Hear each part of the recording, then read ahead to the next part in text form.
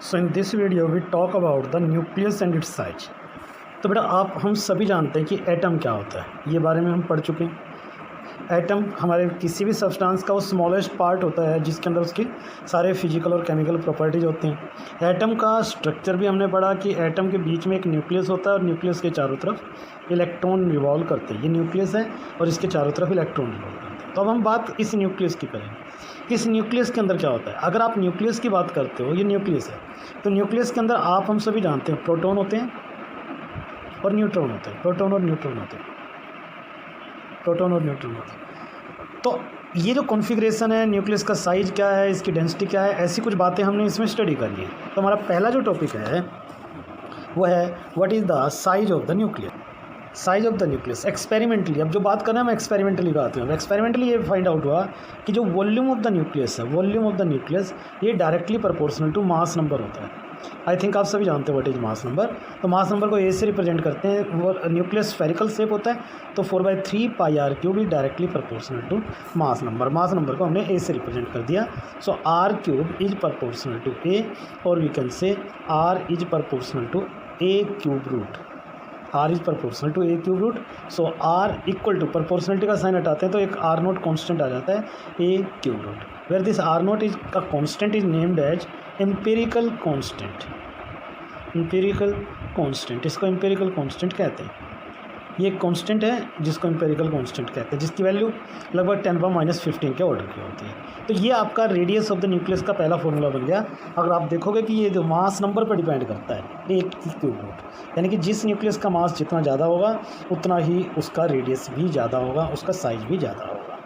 Now the second one is nuclear density. Nuclear density, so what is nuclear density? देखो, density की जब बात करते हैं हम ना, तो बात हम करते हैं मास पर यूनिट वॉल्यूम की। तो मास पर यूनिट वॉल्यूम, तो न्यूक्लियर डेंसिटी हो जाएगी मास ऑफ द न्यूक्लियस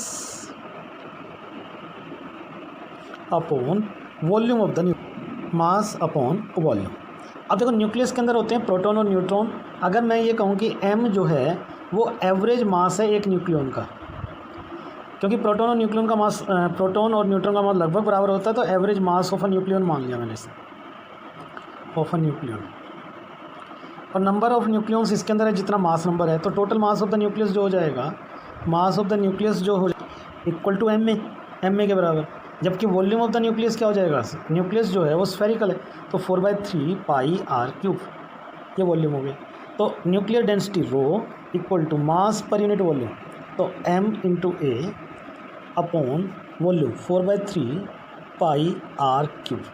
अब r का देखो ये फॉर्मूला निकाला आपने, r0 a³√, तो यहाँ सब्सटीट्यूट कर दो, तो 3 ऊपर चला गया, 3/4 m × a upon pi r0³ a बच गया। a से a गया कैंसिल, तो ये 3m अपॉन 4 πr0³ बन गया। तो ये बन गया आपका फॉर्मूला। क्या इंडिकेट करता है ये फॉर्मूला? इंडिकेट करता है कि देखो, मास of the average mass of the nucleon constant है, r0³ कांस्टेंट है, तो एम्पेरिकल कांस्टेंट है, तो ये सारे फैक्टर कांस्टेंट आ गए। यानी कि एक न्यूक्लियस की जो डेंसिटी है वो कांस्टेंट होती है। अगर कोई आपसे पूछे कि मेरे पास एक यूरेनियम न्यूक्लियस है और एक हाइड्रोजन न्यूक्लियस, किसकी डेंसिटी ज़्यादा होगी? तो आंसर है दोनों की डेंसिटी सेम होगी। किसका रेडियस ज़्यादा होगा? तो क्योंकि यूरेनियम का मास नंबर ज़्यादा होता है, इसलिए उसका रेडियस भी ज़्यादा होगा। So now the next topic is nuclear forces. Nuclear force and property. There are certain property of nucleus forces. सबसे पहले, ये फोर्सेज स्ट्रॉन्गेस्ट होती है। These are the strongest forces in nature. इनसे स्ट्रॉन्ग फोर्स कोई भी नहीं है। Number 2, they are the short range forces. वो छोटे डिस्टेंस में काम करती हैं। शॉर्ट रेंज फोर्सेज वो छोटे डिस्टेंस में ये काम करती हैं। ये सबसे बड़ी खास बात है। तीसरी बात है, ये चार्ज इंडिपेंडेंट होती हैं। चार्ज इंडिपेंडेंट का मतलब है कि ये फोर्सेज न्यूट्रॉन के बीच में भी काम करती है, न्यूट्रॉन प्रोटॉन के बीच में भी काम करती है, और प्रोटॉन के बीच में भी काम करती है। न्यूट्रॉन प्रोटॉन और न्यूट्रॉन तीनों के बीच में, यानी कि न्यूट्रल पार्टिकल के बीच में भी, न्यूट्रल पॉजिटिव के बीच में भी, पॉजिटिव के बीच में भी। नॉन कंजर्वेटिव है ये फोर्सेज, नॉन कंजर्वेटिव है। इन्वर्स केयर लॉ को भी नहीं करती। चलिए, ये सब कुछ तो बहुत वैसी बातें हो गई। इन फोर्सेज का जो कॉज है, क्यों ये अराइज करती हैं, say they are due to exchange of pi meson particle. Exchange of pi meson particle exchange होते हैं आपस में, तो उनकी वजह से ये एग्जिस्ट करती हैं। सबसे बड़ी ख़ास बात यह है कि आमतौर पर ये फोर्सेज अट्रैक्टिव होती हैं, लेकिन some time they can be repulsive, लेकिन कुछ केसेज में ये रिपल्सिव भी हो सकती हैं। अब ये कब कहाँ कैसे होती हैं, इसके लिए ग्राफ देखो। अगर हम एक ग्राफ बनाएं, potential energy versus intermolecular separation, तो इस ग्राफ का जो नेचर है ना वो कुछ ऐसा है, लाइक दिस। अगर आप इस ग्राफ को देखो तो ये जो डिस्टेंस है ना ये 0.5 फर्मी के आसपास है, और यहाँ पर लगभग 1.5 फर्मी के आसपास है। अगर आप इस रीजन को देखोगे तो इस रीजन में पोटेंशियल एनर्जी नेगेटिव है, और जब पोटेंशियल एनर्जी नेगेटिव होती है तो फोर्स अट्रैक्टिव होती है। तो इसका मतलब इस रीजन में जो इन फोर्सेज का नेचर है वो अट्रैक्टिव होता है। जबकि ये वाला रीजन और इस रीजन को देखोगे तो ये जो दो रीजन आपको नज़र आ रहे हैं, इनमें पोटेंशियल एनर्जी पॉजिटिव होने की कोशिश कर रही है, पॉजिटिव हो गई है। तो इसका मतलब यहाँ फोर्स रिपल्सिव है, यानी कि जिस वक्त न्यूक्लियन एक दूसरे के बहुत ज़्यादा क्लोज होते हैं या बहुत ज़्यादा दूर होते हैं, उसी केस में ये फोर्स रिपल्सिव होती हैं, otherwise they can be attractive. So ये है न्यूक्लियर फोर्सेज। न्यूक्लियर फोर्सेज की अगर आप कोई पूछे आपसे डेफिनेशन क्या है, तो न्यूक्लियर फोर्सेज की डेफिनेशन हो गई, ये वो फोर्स हैं जो न्यूक्लियंस को न्यूक्लियस के अंदर बांधे रखते हैं। These are the forces which bound the nucleons together inside the nucleus. Definition है the forces which bound the nucleons together inside the nucleus. Now the question is what is the cause of nuclear forces. ये nuclear forces आती कहाँ से है, तो इसका answer है mass defect या बाइंडिंग एनर्जी बोलिए पहले आप। इसका आंसर है बाइंडिंग एनर्जी। अब ये बाइंडिंग एनर्जी क्या है? बाइंडिंग एनर्जी वो एनर्जी होती है जो न्यूक्लियन को न्यूक्लियस के अंदर बांधे रखती है। Energy which bound the nucleons together inside the nucleus. So the question arises, इसको हम दूसरे तरीके से कैसे, कोई और तरीका भी डिफाइन करने का, तो आंसर है यस। इसको उल्टा सोचो, ये वो एनर्जी भी है जो न्यूक्लियंस को, यानी कि सिंपल भाषा में बोलें तो जो एक न्यूक्लियस को ब्रेक करने के काम आती है। अगर आपको एक न्यूक्लियस को ब्रेक करना है, यानी कि उसके न्यूक्लियन को इतनी दूर भेज देना है कि वो कभी एक दूसरे के क्लोज ना आए, तो ये उस वर्क डन के बराबर भी होता है, और वर्क डन आप जानते हो एनर्जी के बराबर होता है। Work done in separating the nucleons.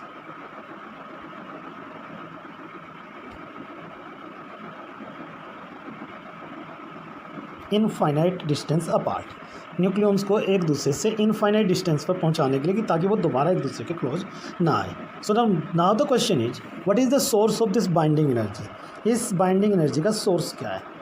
तो आंसर है मास डिफेक्ट। इस सोर्स, इसका क्या है सोर्स? बाइंडिंग एनर्जी कहाँ से आई? मास डिफेक्ट थी। तो सोर्स जो है बाइंडिंग एनर्जी का वो मास डिफेक्ट है। अब मास डिफेक्ट क्या है?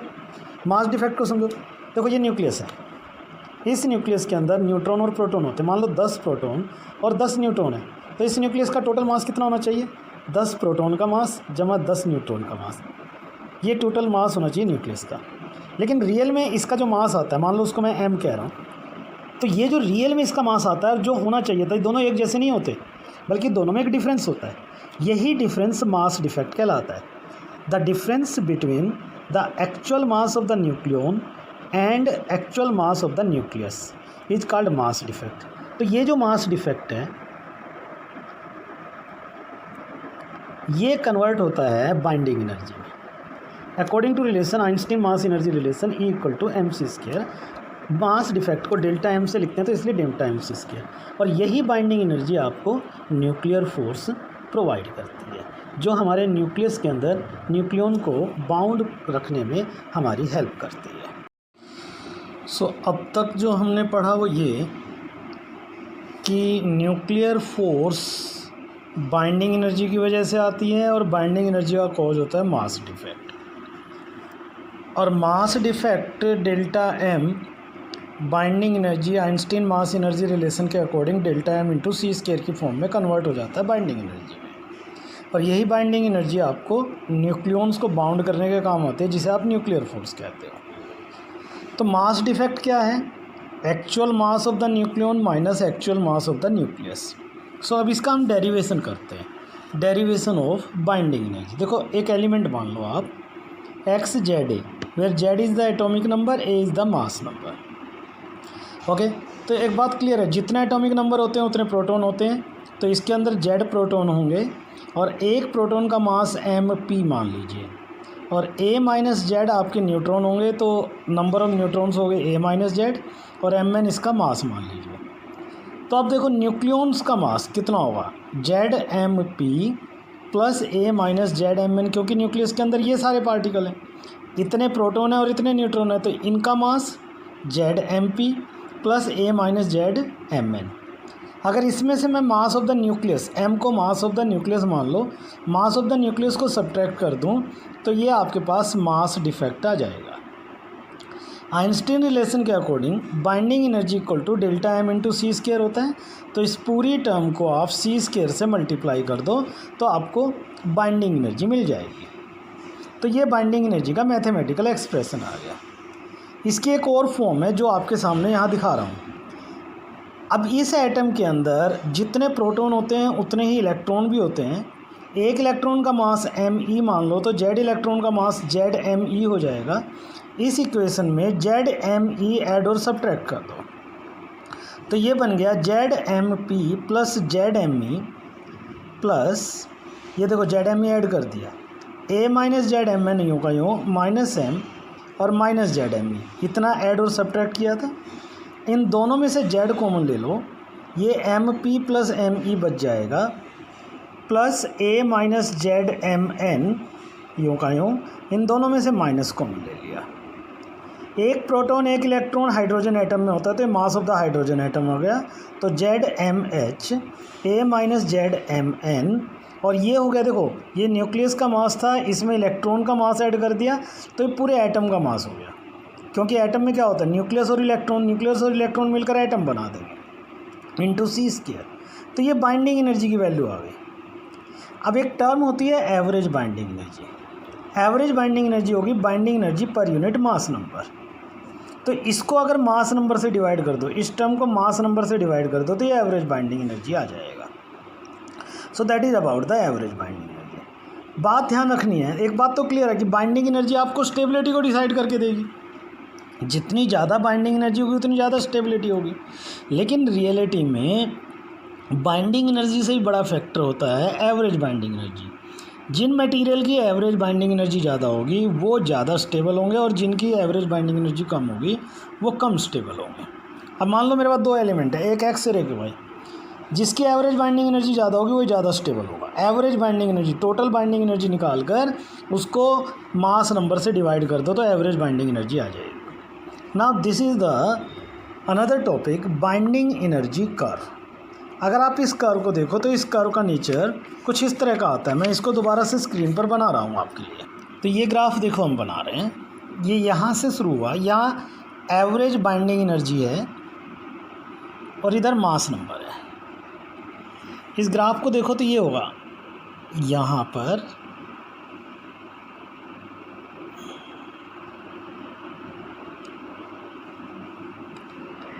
इस ग्राफ का नेचर कुछ ऐसा जाता है। अगर आप इस ग्राफ में देखो तो नीचे कुछ पॉइंट्स हैं, ये पॉइंट H11, H12, H13 के लिए है। There are certain peaks. एक पीक आपको यहाँ नज़र आएगी, एक पीक ये है, ये तीसरी पीक है। ये पीक आपकी हीलियम के लिए है, ये कार्बन के लिए और ये ऑक्सीजन के लिए है। इस हीलियम के बाद आता है लिथियम, कार्बन के बाद आता है नाइट्रोजन, ऑक्सीजन के बाद आता है फ्लोरीन, और यहाँ एक टॉप पर पीक है। ये कर्व और ऊपर तक चढ़ा सकते हो आप। यहाँ टॉप पर एक पीक है तो ये पॉइंट आयरन के लिए है और हाईएस्ट पॉइंट यहाँ से जाओगे तो ये यूरेनियम के लिए है। That is the graph. आपने जब इस ग्राफ के बारे में बात करनी है तो you have to tell certain points of the graph. आपने सिर्फ इस ग्राफ में वैल्यूज़ देखकर ये बताना है कि कौन सा एलिमेंट ज़्यादा स्टेबल है, कौन सा कम स्टेबल है। और आपको पता है जिसकी एवरेज बाइंडिंग एनर्जी कम होगी वो कम स्टेबल, जिसकी एवरेज बाइंडिंग एनर्जी वो ज़्यादा स्टेबल।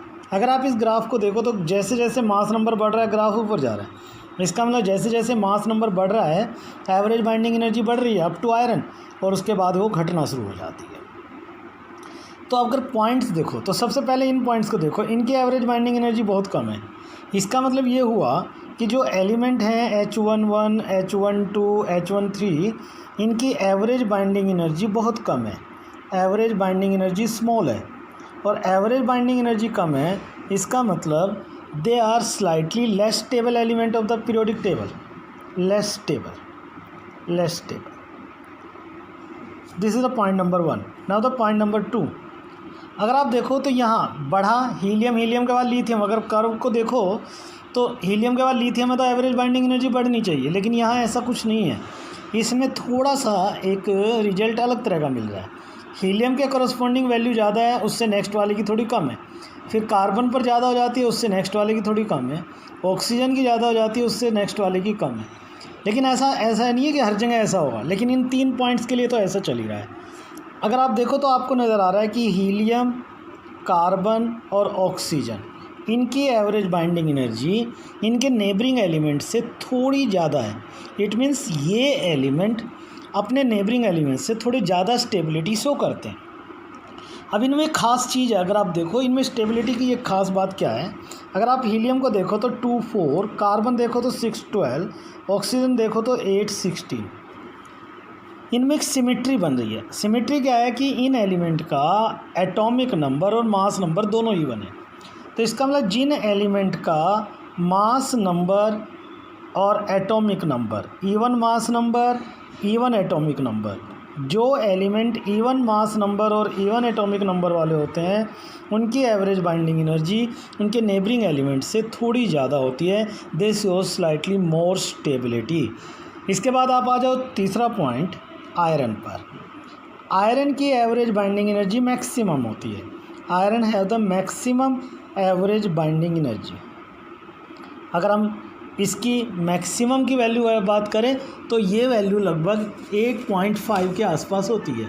8.5, 8.6, अगर पूरी एग्जैक्ट वैल्यू बोलूँ तो 8.75 MeV पर इलेक्ट्रॉन के MeV पर न्यूक्लियन के आसपास होती है। तो आयरन की एवरेज बाइंडिंग एनर्जी आपकी पीरियोडिक टेबल में सबसे ज़्यादा है। Means iron is most stable element of our periodic table. Iron is most stable element of our periodic table. उसके बाद देखो तो हैवियर एलिमेंट यूरेनियम। यूरेनियम की एवरेज बाइंडिंग एनर्जी फिर कम हो जाती है।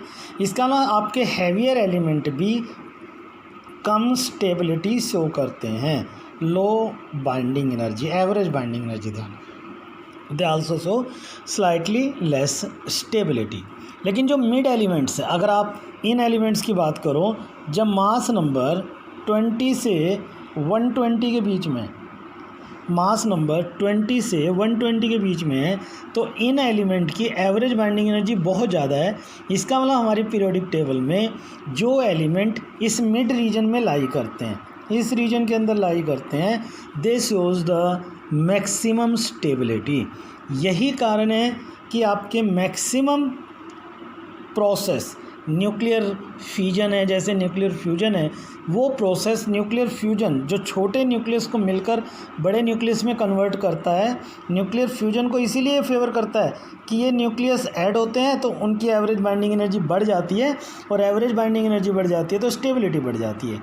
ऐसे न्यूक्लियर फ्यूजन में भी ऐसा ही होता है कि जब न्यूक्लियर फ्यूजन होता है, फ्यूजन का मतलब होता है हैवियर न्यूक्लियस का टूटकर छोटे न्यूक्लियस में कन्वर्ट होना। तो वो टूटते हैं तो उनके मास नंबर कम हो जाते हैं, मास नंबर कम हो जाते हैं तो मिड रीजन में जाने की कोशिश करते हैं। कुल मिलाकर उनकी एवरेज बाइंडिंग एनर्जी पहले से कम हो जाती है। सो इट इंडिकेट कि भाई ये जो आपके रीजन हैं, मिड रीजन बहुत ज़्यादा स्ट्रॉन्ग होने के पीछे यही एक कारण है कि भाई ये एवरेज बाइंडिंग एनर्जी को बढ़ाते हैं। फ्यूजन में भी एवरेज बाइंडिंग एनर्जी बढ़ती है क्योंकि वहाँ एटम टूटता है, मास नंबर कम हो जाते हैं एलिमेंट्स के, वो इस रीजन मिड रीजन में आ जाते हैं। फ्यूजन में भी ऐसा ही होता है, छोटे न्यूक्लियस मिलते हैं तो उनका मास नंबर बढ़ जाता है, मिड एलिमेंट की तरफ जाते हैं, उनकी एवरेज बाइंडिंग एनर्जी बढ़ जाती है। इस तरीके से ये जो बाइंडिंग एनर्जी कर्व है, इन बोथ द केसेस वो न्यूक्लियर फ्यूजन और फ्यूजन को फेवर करता है। और दूसरा, क्योंकि एवरेज बाइंडिंग एनर्जी बढ़ रही है इसीलिए एनर्जी रिलीज भी होती है इन प्रोसेसेस के दौरान। तो इसके बाद जो हम टॉपिक पढ़ेंगे उसमें हम बाइंडिंग एनर्जी के क्वेश्चंस करेंगे, that will be later on. Okay.